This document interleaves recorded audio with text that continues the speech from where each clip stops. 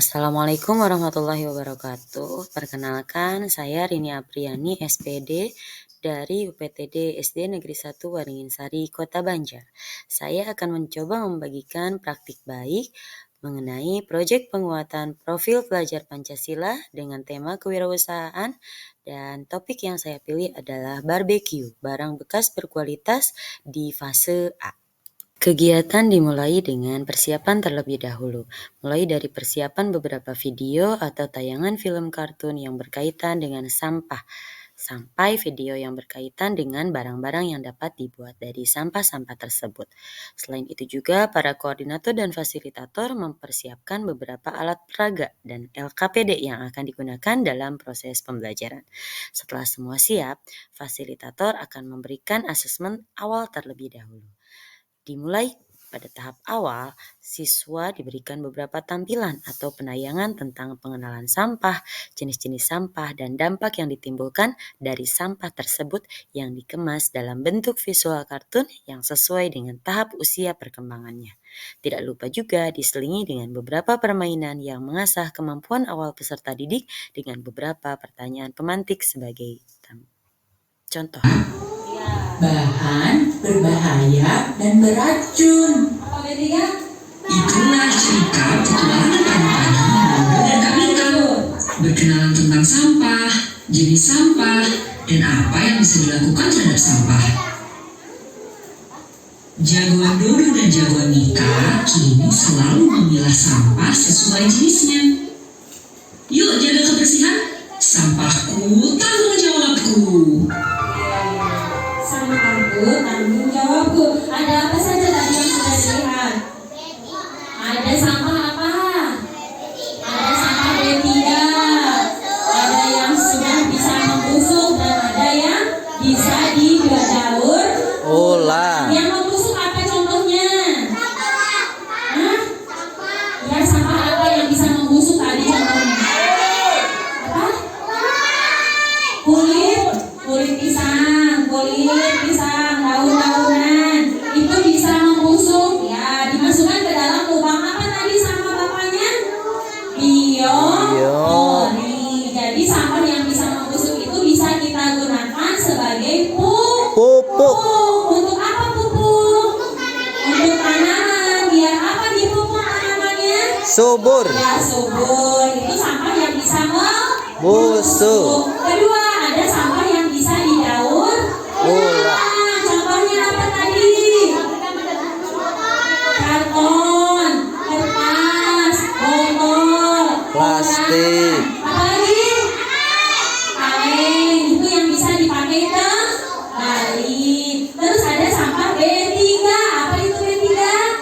Bahan berbahaya dan beracun. Hati-hati kalau yang sisa-sisanya ada yang berbahaya. Kita tonton lagi ya, siap?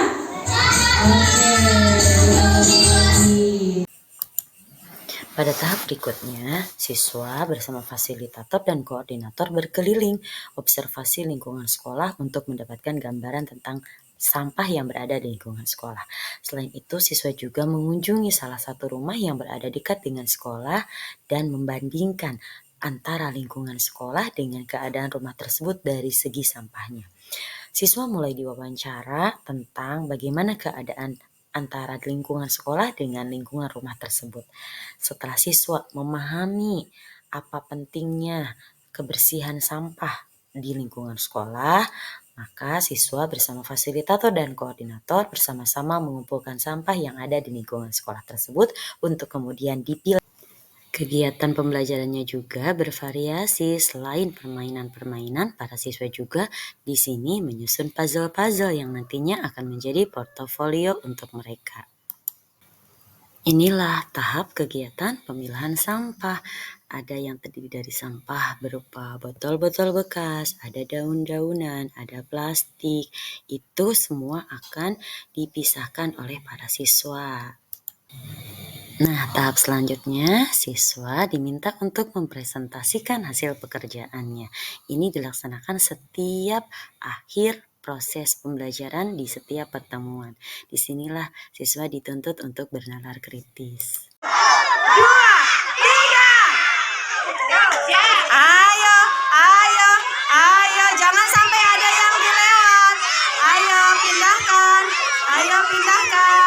Ayo pindahkan gelasnya, pindahkan. Ayo pindahkan gelasnya. Belajar bergotong royong. Gotong royongnya mana? Ayo. Ayo. Ayo kembalikan lagi. Ayo ke sana lagi. Ke sana lagi. Ini kelas mana? Ini kelas mana? Kelas 2 ke kelas 2 lagi. Balikin lagi ke sana. Balikin lagi ke sana. Satu kelas, satu kelas. Ayo, ayo, ayo, ayo. Konsentrasi. Ayo kembalikan lagi ke kiri, kembalikan lagi. Kembalikan lagi. Ayo, kembalikan lagi, ayo. Ayo kembalikan lagi. Oke, 2B pertama. Selanjutnya kelas mana? Ayo, selanjutnya kelas mana nih? Ayo, ayo, ayo, ayo kerja sama lagi. Kerja sama lagi. Ayo kerja sama lagi. 2A sudah? Oh, udah. Kedua 2A. Ketiga, kelas mana ketiga? Ayo lagi. Ayo lagi. Ayo lagi. Ayo lagi. Iya. Kelas maaf. Kelas 1? Oh, 1A, 1. Nah, setelah permainan-permainan, setelah pengumpulan ide pada pertemuan-pertemuan sebelumnya, maka pertemuan kali ini adalah pembuatan ekobriknya. Sampah-sampah plastik yang telah dikumpulkan oleh para siswa, mereka bersihkan dan mereka keringkan, kemudian digunting kecil-kecil untuk dimasukkan ke dalam botol bekas yang telah mereka miliki sebelumnya. Botol-botol itu juga mereka peroleh dari hasil pemungutan sampah. Nah, satu botol bekas itu bisa terdiri dari ratusan sampah-sampah plastik yang dipadatkan. Ini akan menjadi hal yang efektif dalam mengurangi sampah plastik khususnya di lingkungan sekolah kami. Satu siswa diminta untuk membuat 2 buah ekobrik, artinya mereka harus memadatkan sampah ke dalam 2 botol bekas air mineral. Setelah ekobrik selesai dalam waktu kurang lebih 2 minggu, mereka akan membentuk ekobriknya menjadi barang yang berkualitas seperti rak buku, kursi dari ekobrik dan juga meja dari ekobrik. Barang-barang tersebut nantinya akan disimpan di pojok baca di kelas masing-masing. Pembuatan ekobrik ini tidak bisa dilaksanakan oleh sendiri karena satu siswa kan hanya memiliki 2 buah ekobrik. Maka untuk membentuk barang-barang tersebut, barang-barang yang memiliki hak guna, maka mereka harus bergabung dengan kelompoknya agar ekobriknya dapat dimanfaatkan. Disinilah dimensi gotong royong dan kreatifnya sudah mulai ditunjukkan. Inilah beberapa hasil karya dari siswa-siswi kelas 1 dan kelas 2 atau fase A. Ada rak-rak buku, kemudian ada kursi dan ada meja. Di akhir pekan kita melaksanakan panen karya. Panen karya ini diikuti oleh fase A, fase B, dan fase C. Maka semua fase menampilkan seluruh produk yang telah dilaksanakan.